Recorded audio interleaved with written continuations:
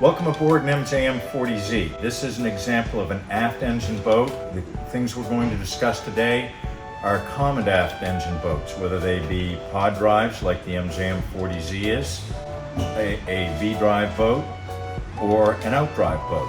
And what we're going to talk about is the importance of the watertight integrity of your hatch system. First off, you've got a lot of air coming into your engine compartment to allow the engines to combust properly. Most of that comes in through your air boxes. These are fitted with demisters that you don't see, and then drains that allow any water that collects off the demisters to drain overboard.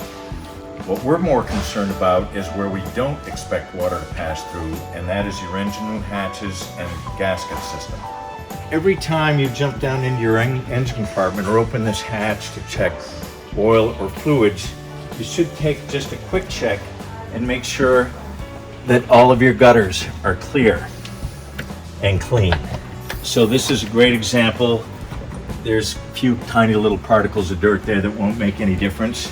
The other thing you should do every time you open this hatch is just look and make sure that this compression gasket is in place all the way around.